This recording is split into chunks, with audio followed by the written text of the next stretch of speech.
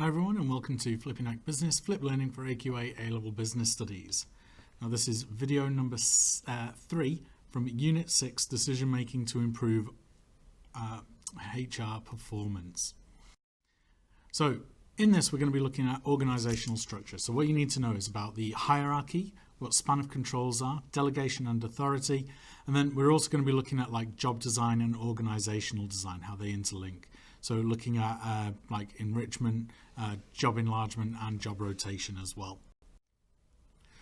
So first of all, as we start all of these, if you're looking at any kind of like larger mark question, these are the kind of areas that you need to find a link for. So when we're talking organisational design, we're talking about leadership and management, we're talking about decision making, motivation, business objectives, labour productivity and organisational culture as well. So first of all, what is organisational structure? So basically, it shows how people and management are organised in a business. So it shows how a business actually looks if you're just looking at the workers and the management in particular. So things like starting with the board of directors, then CEO, and then like head of each functioning department. So it determines the authority and responsibility. So in other words, who is responsible for whom and who is in charge. So you can actually give a clear defined, okay, so this person is responsible for this department. It shows out the individual roles and titles. So you can actually see who is a part of this company. The people to whom others are accountable and the formal routes through which business communication flows. So it actually like shows, okay, well, if you make a complaint to this person or you have a suggestion to like this person, who is going to end up hearing it? Okay, so what factors actually influence organisational structure? So there's a few of them. So the size of the business straight away. Like the obvious thing of a small business will have much more informal or flat hierarchical structures. So they're not going to really have a lot of layers between them. Larger businesses may have more complicated structures, especially if they're different departments or different functions. And so ultimately you'll see like a big difference between the two. The type of business as well. So does the business operate from just one or has it got several locations? So does those locations then need an area manager, which is another layer put in? Is the business in the service or manufacturing sector? So, again, how many functioning departments is there? How many different areas of manufacture do you need? Or is it just one or two sales reps? Does it have overseas operations or outsource any significant business activities? So, again, are we looking at a global organization? And then is the workforce mainly unskilled, semi-skilled, or highly skilled? So again, are they well trained? Do they need a lot of supervision? Do they need very little supervision because they're highly skilled? And then you've got management and leadership style. So, it is important. An autocratic leadership style will often result in very different structure compared to one designed by a leader who prefers to delegate. An autocratic leadership style will have very much a micromanaged decision base around it. So you'll find that there will be a lot of layers because you don't want to have too wide a span of control for people in the organization. And then the competitive environment as well. So, are there any changes or developments in the market? Are the use of distributor channels, supplier channels, or competitors' actions? Is the company leading or is it falling behind and trying to copy others? So when we're trying to understand it, the simplest way is to show how an organization or a business would look like in an organizational chart. So it shows the management hierarchy in business, works from top to the bottom, and shows then span of control, line management, and chain of command. So your example here is that at the top, you've got your CEO. Then underneath that, you've got your functioning departments. So these match the AQA units. So we've got the marketing director, finance director, operation director, and then HRM director. And then you get the people who work underneath those. So in this case, we've got the managers. So you've got the marketing manager, finance supervisor, production team leaders, and then personnel manager. And then anyone who's attached to them. So with marketing, it would have the sales team. With finance, then you've got the accounts assistants. With production, then you've got the team members themselves. Where HRM is just sort of a smaller department, as it usually is. but that doesn't mean that it's any less important. So first of all, we're going to look at span of control. So this is the number of employees for whom a manager is responsible. So you can look at it in two different ways. Now, span of control is basically the direct people below a manager. So in this case, we've got a wide span of control of 7 people. So you've got one manager who's then got 7 assistants, and their span of control then is 7 because that's how many they've got in charge of. Now, if there were any more, so such as assistant 1 had 2 more people, the span of control is still just 7. It does not take into account anyone who is directly below then the assistants. And then a narrow example would be span of control of 3. So the director might be in charge of 3 managers. And again, those managers could have 7 people underneath them, but the span of control for the director is still just 3. So which is better? So really, it all depends again. I mean, like if you've got a narrow span of control, then it allows for much closer supervision of employees. You can keep an eye on them, a lot more micromanagement. There's more layers in the hierarchy which may be required. So you might need supervisor, manager, then team leaders. And then it's much more helpful in effective communication directly because it's a lot easier to deal with just sort of, 5 or 6, say 2 or 3 people than it is to deal with like 7 or more. Then you've got wide. So this gives subordinates the chance for more independence. You're not going to be micromanaged. You are in charge of your work. It's more appropriate if labour costs are significant as well because it reduces the number of higher paid workers. So your management levels kind of get taken out of it. So it's a lot better. And a lot of companies will try and move from narrow to wide in, say, a time of crisis. Now, it all depends on then the personality and skill or experience of the managers themselves. Are they able to actually cope with having, sort of 5 or 6 people under them, or do they just want to keep 3? Then the size and complexity of the business, as we talked about, whether the business is centralized or decentralized. So in other words, do you have like a big headquarters and then all of the work is done from them, or are you decentralized so that like you might have like, a small headquarters, but then each branch is kind of in charge of its own operations. And then finally, the extent of use of clear objectives throughout a business. So is it like a case of, right, well, we want to have like, a smaller, more close-knit teams, or do we want to allow workers to have like a lot more freedom? Next thing is chains of command. So the chain of command describes the lines of authority within a business. So as you can see here, your chain of command. So it shows that Sam is responsible for Eve, Chris, and Brenda. But then further down the chain, Brenda is responsible for Sharon and Dawn. Now, Sam is still, at the top of the chain of command. So any orders that are sort of like given down, he may be directly dealing with just Eva, Chris, and Brenda. But ultimately, his decisions do affect Sharon and Dawn at the bottom. So this will be why his, the chain of command is there. Next is the levels of hierarchy. So this is the number of layers which management or supervision in the of management or supervision within the organization structure. So in other words, looking at, how many people are actually there before you go from the bottom to the top. So usually it's a very traditional form of structuring your business. The layers reflect the levels of seniority. So you can either have tall or you can have flat. It just depends on those number of layers and the number of people. And it's usually associated with formal or bureaucratic management. So if you've got more layers, then what you'll find is that you'll have much more bureaucracy going on within the business. So here's an example of a very tall hierarchy. You've got the CEO, then you've got your 4 functioning areas. So you've got marketing, finance, ops, and HRM. Then you've got managers within those. Now, they are then in charge of the team supervisors, who are then in charge of team leaders, who are then in charge of staff. And you can actually see that the difference from staff to CEO, there is a lot going on there. Now, if you can actually see that, then you might have a look and go, right, well, do we need all of this? Or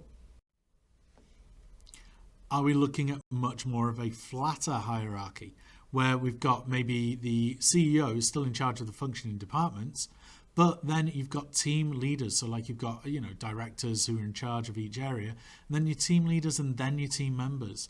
Now, in this case, it is much flatter. It could still have the same amount or more people as the tall structure. It's just that you've kind of taken away a lot of the middle management levels, which is going to save money, but also then allows a lot more like freedom of sort of job control to those team leaders, to those team members, because they'll be able to do a lot more and they'll have higher job satisfaction.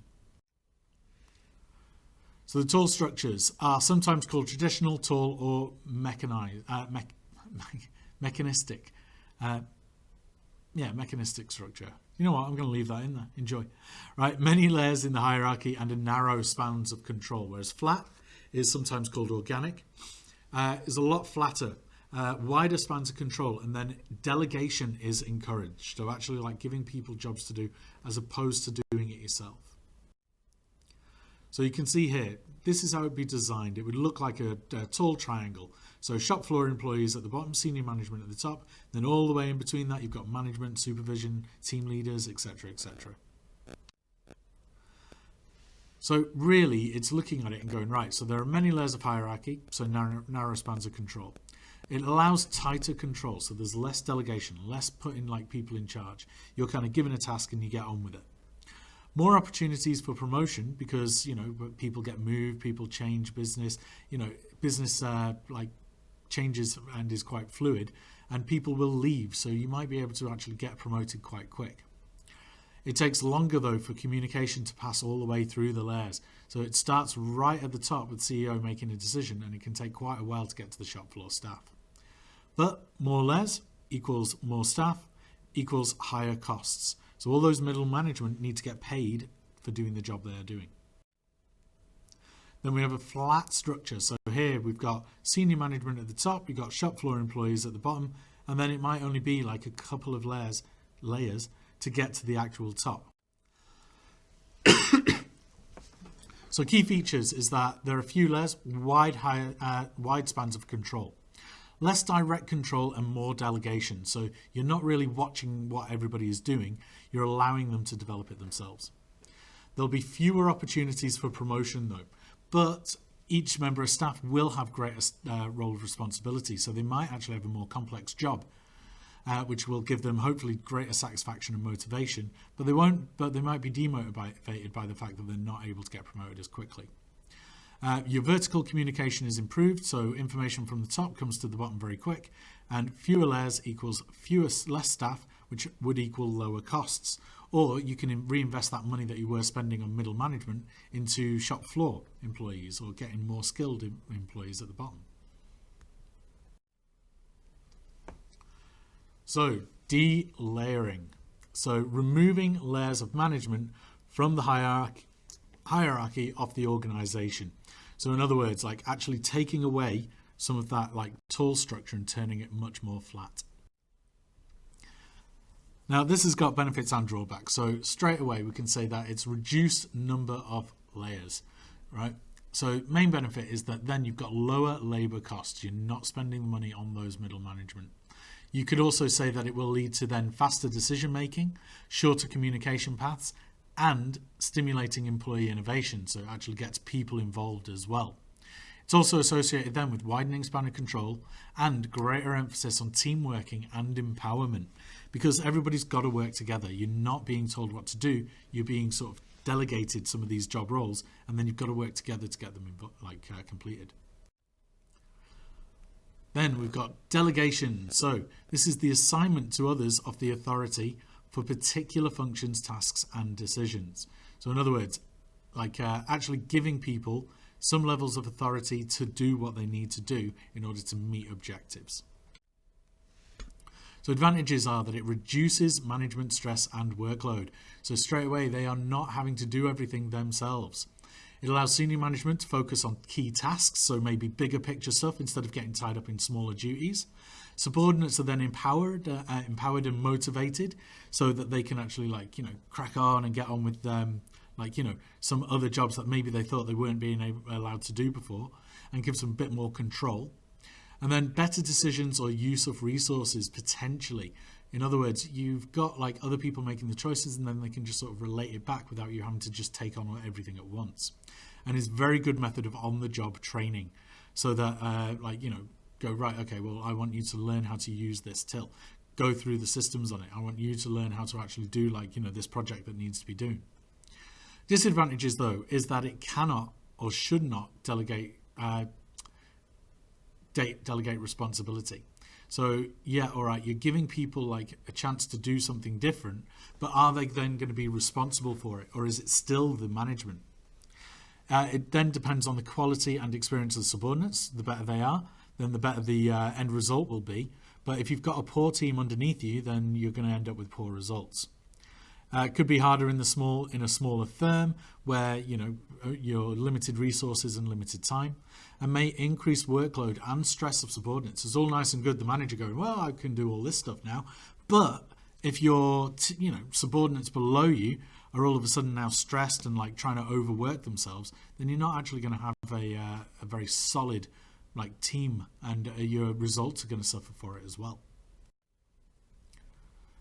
Next, what we look at is employee empowerment. So giving employees the power to do their job. Now, this is different to delegation. In delegation, they're given a task. In empowerment, they're actually given a lot more say and a lot more choices in what they can do. So very linked to motivation and customer service. They need to be able to feel that their actions actually count. And empowerment is kind of its catch-all term. It covers giving authority to make decisions to frontline staff. So, e.g., hotel receptionists, call center assistants are able to make calls around whether they can give discounts or anything like that. It encourages a lot more employee feedback, so they can actually go, right, okay, well, I want this to happen. Can we make this happen? And then it shows a lot more trust in your employees as well, showing them that actually you understand that they are able to do their job and do it well. So changing organizational structure. So why would you bother changing it? So here we can look at things like, growth. So if you are then moving to a lot more formal as you're getting bigger, then it could be, right, well, actually, we need to get in an assistant manager. We need to get several assistant managers who will then be in charge of their own teams. It could reduce the costs and complexity. So in other words, moving from higher to lower or taller to wider. Employee motivation might need boosting. So they might feel that actually if they're given a chance to get promoted, they might be able to take it. And then customer service and or quality improvements may be there as well. So, if they're happier in their job, then you might see some benefits that way. However, there are challenges. So manager and employee resistance. People may not want the extra delegation. Or if you're already part of a tall structure, well, if you think that your job might be on the line, you're not going to be very happy about it. Could see a lot of disruption and demotivation, so potential problems with staff retention. If a manager leaves and they were happy with them, then they might leave to follow them as well. Costs could cost a lot of money. Never mind the training and everything like that. There is redundancies. So remember, we've talked about redundancies before in class. Then you've got to think, right, okay, so how much am I going to actually have to pay out to these people, even though, they're leaving? It's not just a simple and clear-cut case of going, right, well, you're all fired. Well, you've got to pay them for the work that they've done, and you've got to pay them for the service they've done as well. And then it can have a negative impact on customer service or quality. So think about it. If you are having any kind of issues with your managers getting swapped around or changed, think about when teachers leave, then there's an issue with a new teacher coming in and being able to sort of take over and find out where they were, new teaching styles that need to be learned as well. So who actually makes all of these decisions? So decision making is about authority. Key question is whether authority should rest with senior management at the center of business, so centralized, or whether it could be delegated further down the hierarchy away from the center, so decentralized. So again, you've got to kind of make those decisions. They can be quite tough decisions to make. So centralized, as I said before, is where a business has a centralized structure, decision making firmly at the top of the hierarchy, so amongst the most senior management. An example then would be things like fast food restaurants like Burger King, Pizza Hut, McDonald's use predominantly centralized structure. So in other words, they've got a big headquarters that they continuously use. Well, then what do they do from that? All of the decisions are made at the top, and they need to ensure consistency of customer service experience all the way throughout. So they've got to make sure that they actually have this centralized example, just because they need to make sure that, again, you've got economies of scale, all the main reasons for this choice. You've got quality at every location. Everybody's on the same page is kind of the point of this. But there are advantages. So it's easier to implement common policies and practice to everybody. So instead of going, right, okay, well, what's happening here, you just go, right, everybody is on board. Prevents other parts of the business from becoming too independent and reliant on themselves. Easier to coordinate with and control from the centre. So you've got everybody at headquarters is in charge of what's going on there. Economies of scale and overhead savings easier to achieve. And along with that, you get quicker decision making. So it's usually easier to sort of show that strong leadership. Disadvantages, however, is that it's more bureaucratic. So often extra layers in the hierarchy, and you might find that actually there's a lot of paperwork involved. So it makes things much slower to actually get out there and actually implement.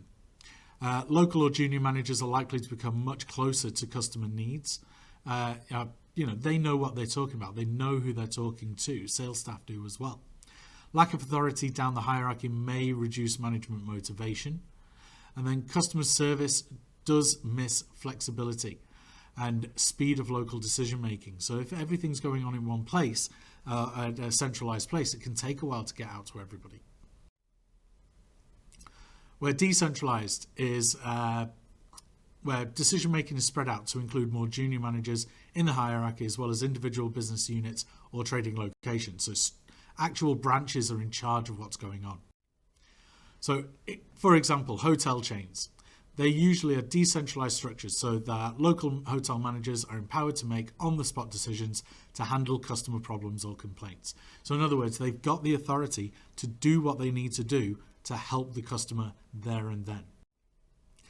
So advantages is that decisions are made closer to the customer, so they're usually a lot more personal. Better able to respond to local circumstances, so what's happening in one part of the country isn't necessarily going to be good for the rest.